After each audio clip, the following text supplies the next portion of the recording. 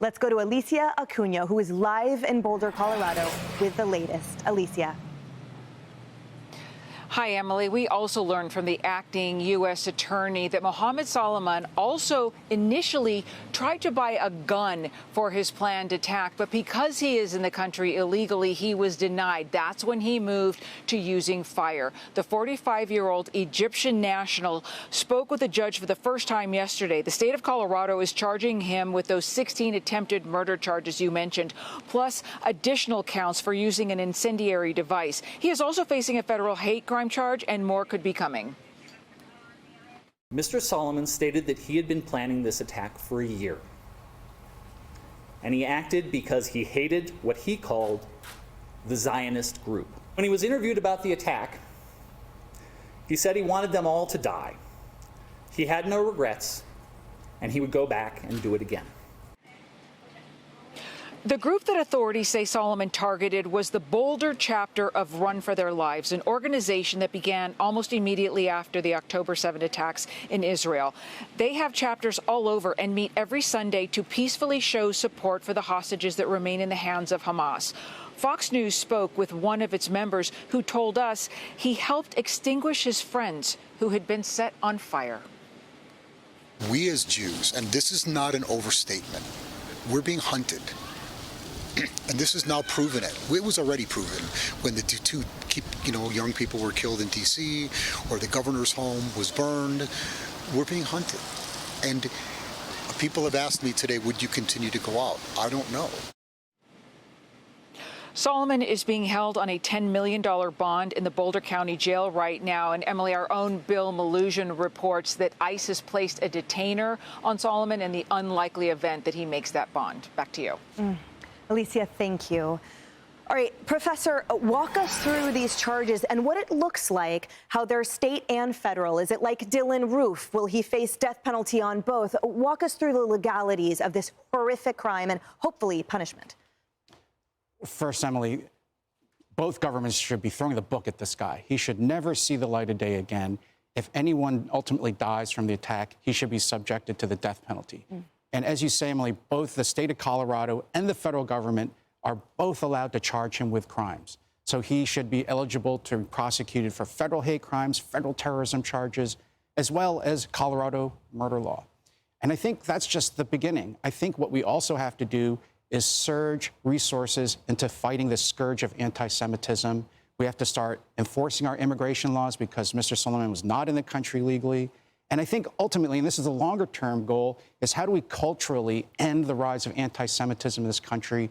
Because if you see anti-Semitism appear, I think that's the beginning of racial division and hate in every country where it appears. So the FBI, let's get all those FBI agents, right, who were investigating mothers at school boards, right, or who were investigating veterans coming back from our wars for being extremists, and flood the zone and have them start working on these communities.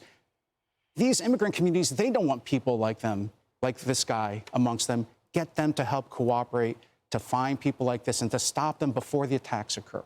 And then ultimately, I think this, I was a little, dubious about it at first, but I think President Trump and the administration's targeting of universities that are not protecting Jewish students has an important, larger meaning because that's where this talk about attacking Zionists, this is where this talk about free Palestine is coming from.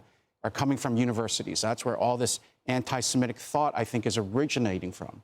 And so I think we have to put pressures on our universities and our cultural institutions to take a stand against the rise in attacks on Jews. Kennedy, you and I were just in Poland together, touring these horrific sites of Jewish atrocities where millions of Jews were eradicated from the country. And we saw a pro-Hamas, anti-Semitic protest 50 kilometers from Auschwitz. And we were there. We were at Birkenau when we learned of the Jewish couple that had been executed on U.S. soil. So the professor's absolutely right that we have to stop the spread of this in our own country. We have to tamp down the language now so that none of this happens again. But will it work? And so what we talked about with some of our Jewish guides who, so thoughtfully took us on that trip, which I think is a necessity for anyone who really wants to learn about the horrors of the Holocaust. Make that trip to Poland and go to Treblinka and Auschwitz and Birkenau and Majdanek and, the death pits that we saw outside of Tikocin, which was, the once calm hamlet where Jews for hundreds and hundreds of years gathered in a beautiful synagogue, which, is now essentially an empty museum. And, that's not something that happened from 1939 to 1944. That kind of anti-Semitism, it is so active, it is so vile, and we have seen a 300% increase in anti-Semitic attacks just in the last couple of years. And now you have people, these lone wolves who have been radicalized.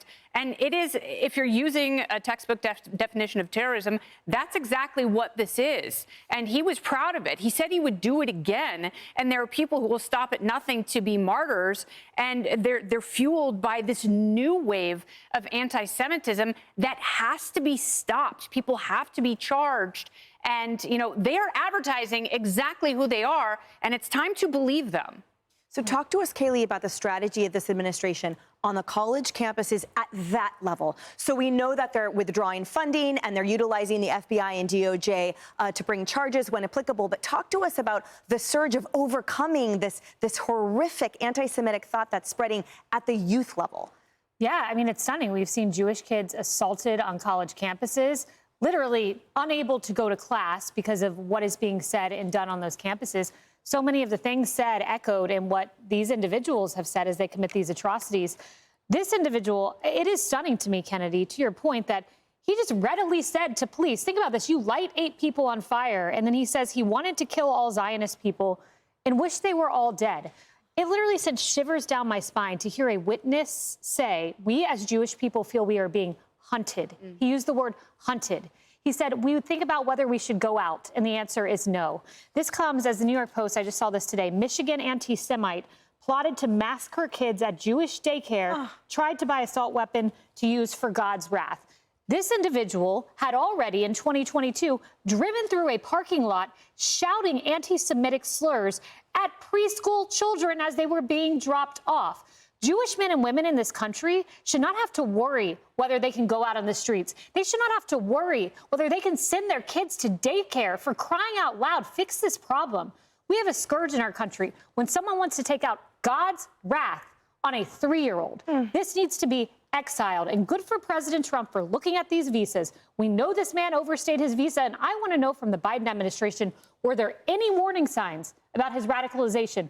What was his history like in Egypt? Were there any red flags? Because 8 people were burned, and I want to know the answer to that. We learned how to make a Molotov cocktail on YouTube. So to your point, there was definitely his history there. Who's monitoring the internet? You're right. There were red flags. I'm sure of it, because that doesn't crop up overnight. Kaylee, talk to me about the media. I was aghast when I heard a pundit call the FBI's response to this juvenile. Because to Kaylee's point, no, I'm sorry, that this rhetoric and hunting Jews, to state that clearly, there's nothing juvenile about it. It is accurate. And it's that response that in turn foments the rise of this horrific anti-Semitic behavior and sentiment. Absolutely. And even the media's common use of the term anti-Zionism, which is what the suspect used as well, I find very interesting, because that's a very easy way for them to get around saying that what is very explicit, which is that they hate the Jewish people and they hate the state of Israel because it is represented by Jewish people. And that is a very common term that's also on these college campus protests. And I think it's important to drill down on this, because we have to understand this in the larger framework, especially where all of these young adults are approaching from.